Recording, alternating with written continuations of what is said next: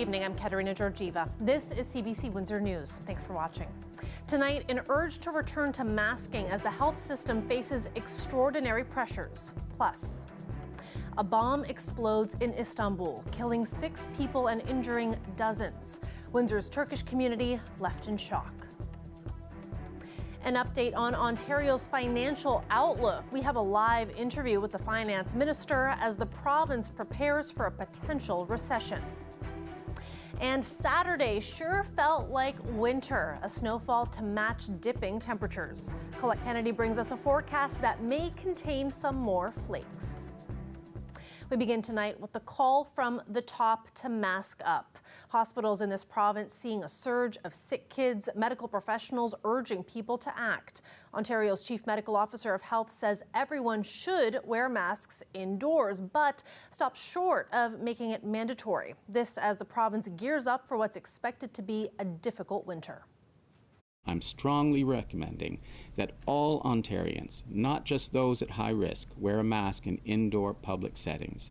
We're facing a triple threat of viruses, COVID, RSV, and influenza, with our youngest especially vulnerable, paired with a shortage of children's meds. At Windsor Regional Hospital, an influx of children with respiratory illnesses. At sick kids in Toronto, half the children in the intensive care unit ventilated right now have RSV and half have influenza. Those two can be diminished by masking around our most vulnerable, our children, in our home situations, in our social situations. Some folks are already masking up. I'm an international student, so I'm here on my own. I got to take care of myself. And at the same time, I wouldn't want to affect someone else because of my stance. So that's why I wear a mask. I work with seniors, so I feel I need to wear it to protect them. Today, the Windsor Essex Health Unit suggesting local businesses develop their own mask policies. Essex County making masks mandatory at all facilities, like the Civic Centre. No changes at the City of Windsor. Both English school boards say a mask mandate would have to be a directive from the Ministry of Education.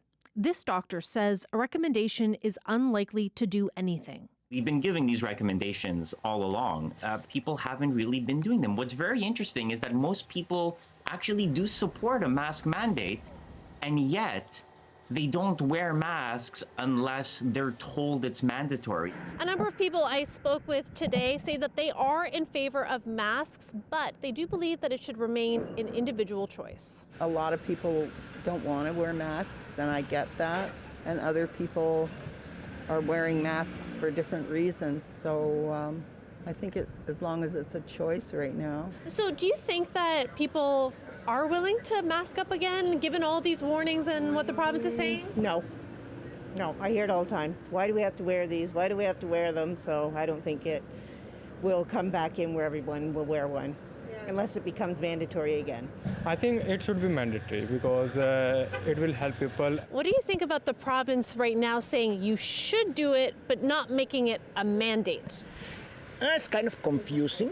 And from time to time, I think that you have to determine what you are really have to do. And if this is an instruction, you have to do it. Others are firmly against. I'm totally against it. If I have to wear one when I go into a store, I won't be coming back to that store.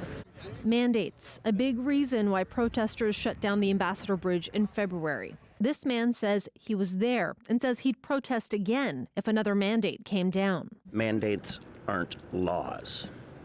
Is there a plan for another protest? Not that I am aware of, but I'll be there if there is. And if we get shut down, I just might be the one planning it again. Dr. Moore did not rule out the possibility of the return of mask mandates if the situation worsens. On to the financial health of the province. The latest economic outlook from the Ontario government predicts increased financial uncertainty and lower expected growth. And to help, the province says it's providing more support for low-income seniors, ODSP recipients, and a tax break for small businesses. The province believes it will have the budget just about balanced by 2025. Today, it proposed boosting an exemption that would see Ontarians on disability support keep more of their support payments. The province also promises to extend the pause of the gas tax until the end of 2023. Finance Minister Peter Bethlenfalvy joins us now live to talk more about today's fall economic statement. Minister, thanks for joining us. My pleasure, Katarina.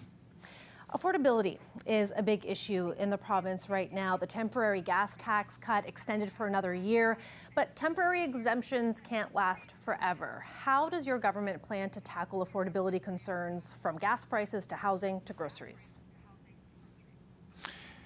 Well, as you say, it can't last forever. I mean, the cost of things have gone up. But we just hit peak inflation in the last few months, something we haven't seen in 40 years. And I understand how that impacts when you go to the grocery store or when you pay your rent or mortgage costs on your house or you pay at the pumps. And that's why we started making moves back earlier in the year to improve affordability for many, including we increased the minimum wage. We got rid of the license plate stickers. That was $120 per car, plus we rebated it. We obviously took off the tolls on the 412, 418, only place they were tolled in all of Ontario. And of course, we recalled the legislature after we won the election, the only legislature in Canada to sit this summer. And one of the measures that we put through was the low individual family tax credit, which means that people making up to $50,000 get a bigger tax rebate, and lowest income taxes for people in low income brackets in Canada. And we're continuing to do the work to help people, extending the gas tax cut for another 12 months. I mean, 8 million drivers, many have to take their kids to school in a car or get to work in a car, so this will provide relief. And of course, you mentioned the earning exemption for people on disability, so they can keep more, and our guaranteed annual income supplement, which means for 200,000 seniors, they could earn up to $1,000 of extra income in their pocket in 2023. I want to take a look at things locally. A lot has been made about the multi-billion-dollar auto investments here in Windsor, Essex, but those jobs, they don't start until 2024. But while that's happening, Windsor finds itself with one of the highest unemployment rates in Canada. So how is the government going to change that?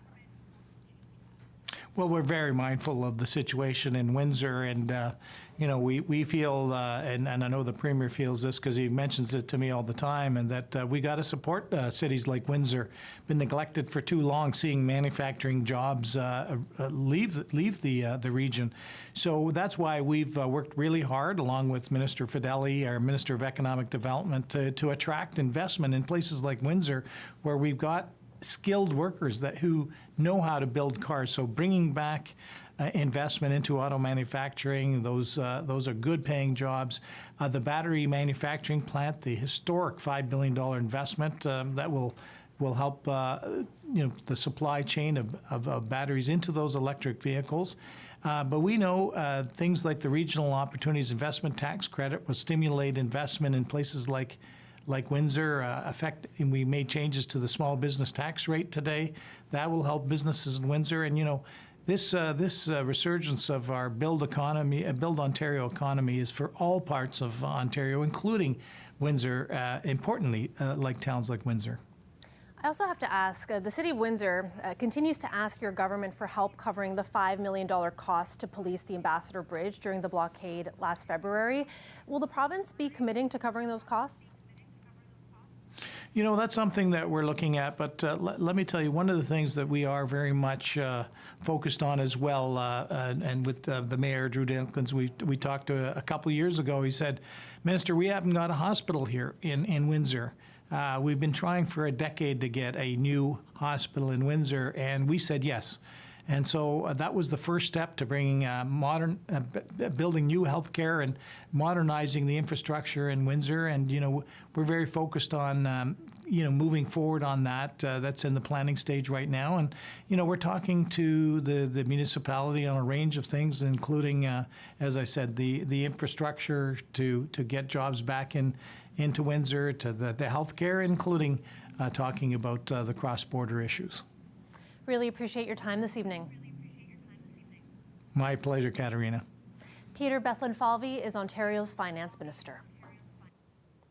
The inquiry into the use of the Emergencies Act last winter has heard from police, city, and provincial witnesses. Now it's starting to hear from federal government officials. Marina von Stackelberg has more on today's testimony. For 3 weeks, the downtown streets of the nation's capital were occupied. Top federal public safety officials say The RCMP and CSIS never warned them to prepare for the protesters' arrival. Once they got here, there was no plan to get them out. There was considerable debate behind the scenes as to what the strategy would be for enforcement, and kind of a chicken and egg situation where the various police forces involved were waiting for a clear a plan of action before they mobilized. Instead of going to the Ontario Provincial Police, City of Ottawa Police asked the RCMP for help, but the Mounties are not contracted to do daily policing in Ontario. To get RCMP officers into Ottawa required them to be mobilized outside the province, and that requires, some paperwork. It was also unclear who was negotiating with protesters. Federal officials drafted a plan to meet with those occupying Ottawa, not to hear their demands on public health orders, but because if they felt heard, they might go home. And that would make a takedown of the remaining protesters easier. 80% of the protesters, particularly 2.5 weeks into the protest, where they'd been sitting on the streets of Ottawa in freezing weather, were probably likely to go if they had the right offer. That meeting never happened, but when the Ontario government decided it would offer to sit down with blockade protesters in Windsor, it gave the federal government little warning to join in. There was no way on an hour's notice that he was going to get a decision to sign on. The mayor of Ottawa also cut a deal with protesters to move some of their vehicles. The federal government only heard about that when the plan was in place. So would it be fair to say that there's sort of these different branches of potential engagement going on with not perfect sight over all of them? No coordination at all. No coordination at all. Okay. In these final 2 weeks of the inquiry, the public will get an inside look at the federal government's decision to invoke the Emergencies Act. High-ranking cabinet ministers and the Prime Minister himself will testify. Marina von Stackelberg, CBC News, Ottawa. Members of Windsor's Turkish community are in shock tonight. 6 people were killed and dozens more were wounded Sunday when a bomb exploded on a crowded street in Istanbul.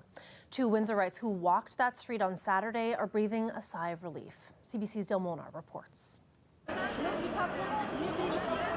Sunday's explosion hit a popular thoroughfare lined with shops and restaurants that leads to Taksim Square. Chris Edwards and his wife Elaine Weeks have been visiting Istanbul as part of a 6-month tour of several countries.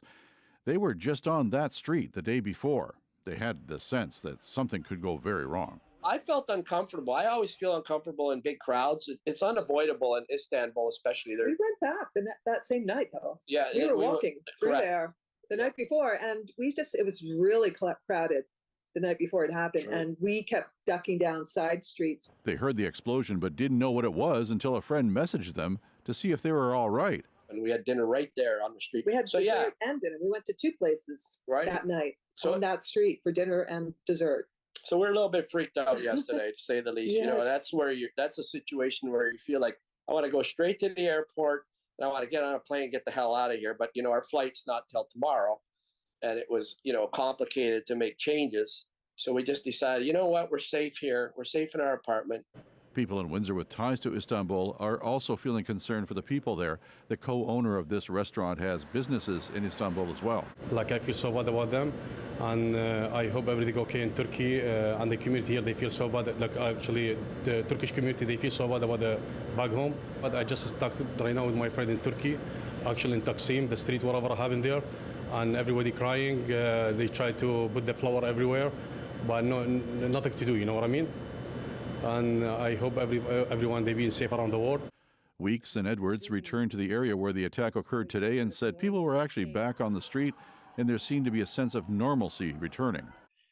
Taking selfies and all kinds of photos as if nothing had happened. And it was very bizarre because we're thinking, wait a second, just not far from that location, there's been an explosion, people have died. The couple is off to Bangkok tomorrow. They say they won't let this incident deter them from traveling, but they intend to remain vigilant. Turkish authorities have made arrests and are blaming a Kurdish militant group. Dale Molnar, CBC News, Windsor. To Ukraine now. President Volodymyr Zelensky visited the newly liberated city of Kherson today. Zelensky is calling Russian troop withdrawal from the key city the beginning of the end of the war.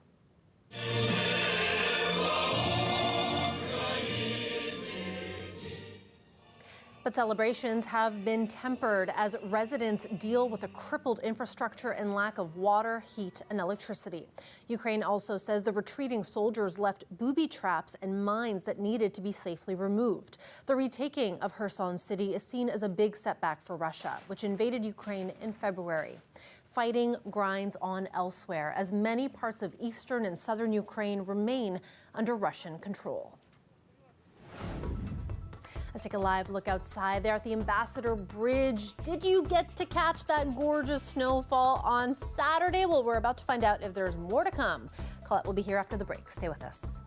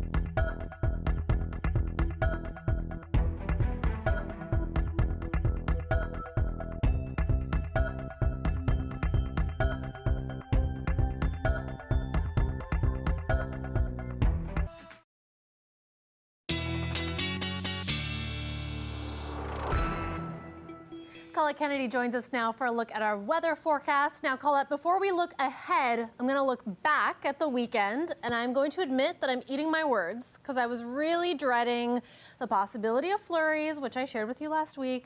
But it was actually really beautiful. See, that's the thing, right? There we go. We have some beautiful photos here as well. Some really lovely moments captured. Look at that, the joy. I love that. That's, I believe that's Navnanma's daughter there. Isn't that awesome? What oh my cutie. God. I love it.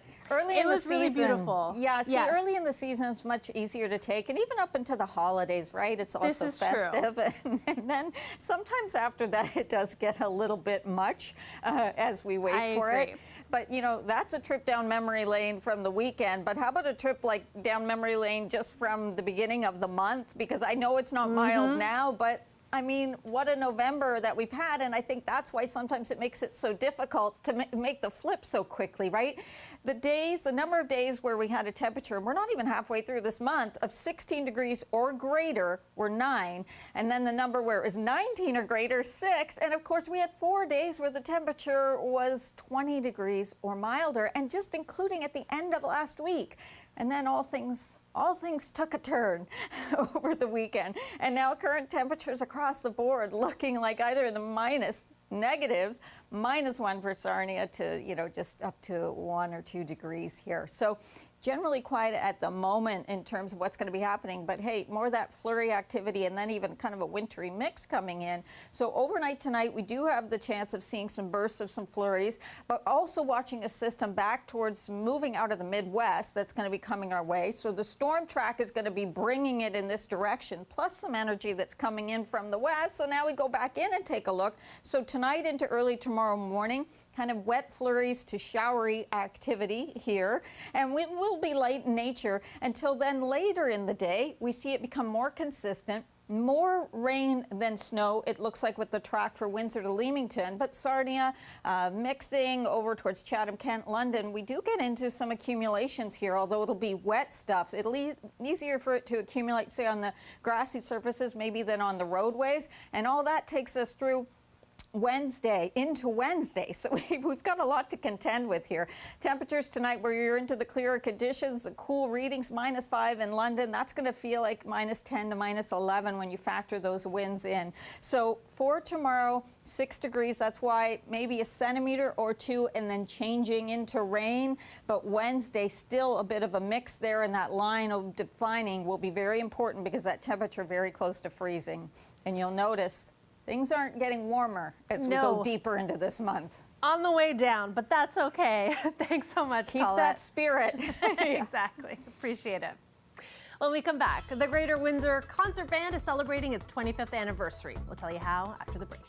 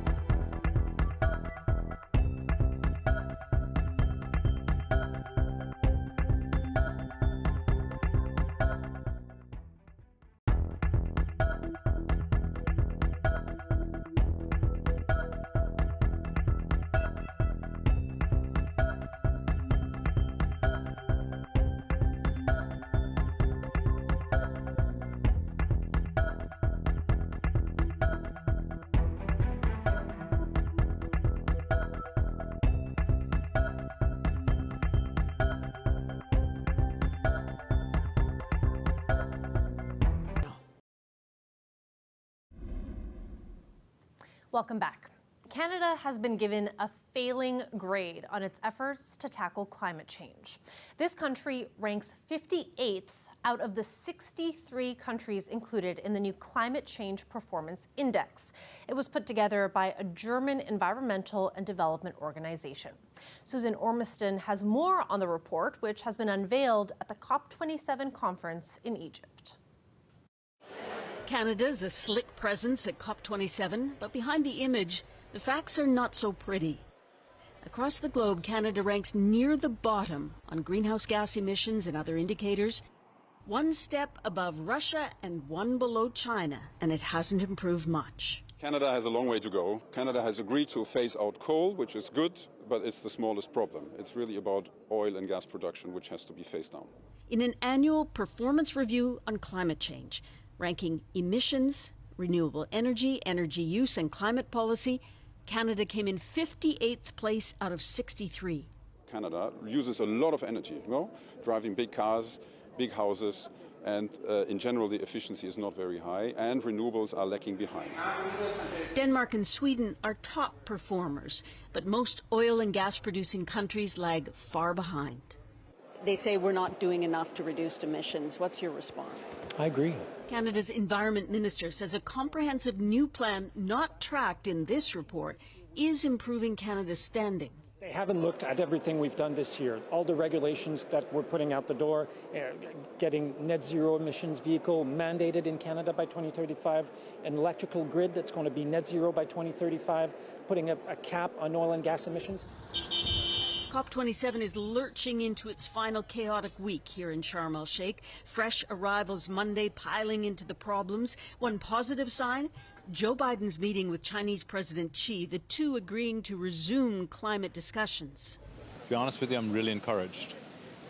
These two big economies, they're not only the biggest emitters, their leadership together really matters in climate. This week is about countries laying out their promises. India floating the idea that phasing down oil and gas should be included in a final document. That will be hotly debated. Susan Ormiston, CBC News, Sharm el-Sheikh, Egypt. And back to local news now. The Greater Windsor Concert Band is celebrating its 25th anniversary. And anyone who is interested can join the band, which has played public concerts since 1997. The Windsor Ensemble marked its Silver Jubilee yesterday with a free public concert at the Serbian Center.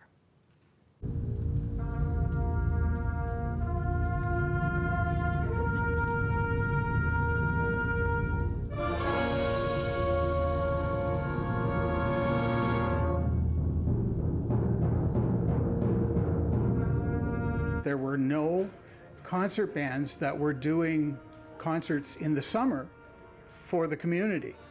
So basically I started the band because there was a need for community banding, and there was a need that musicians had to play in a band that was going to go out and play for the community. We've really changed a lot over the years, different instruments, different people, different music. It's been wonderful.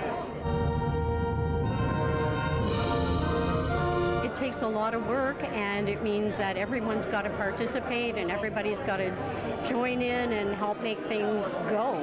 It's not just one person.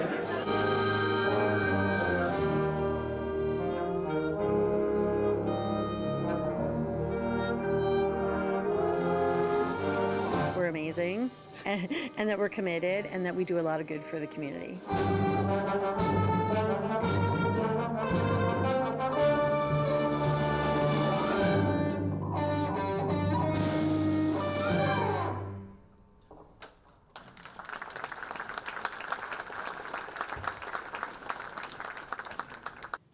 I love that. Happy 25th anniversary. That is it for CBC Windsor News. For news anytime, you can always go to our website, cbc.ca/Windsor.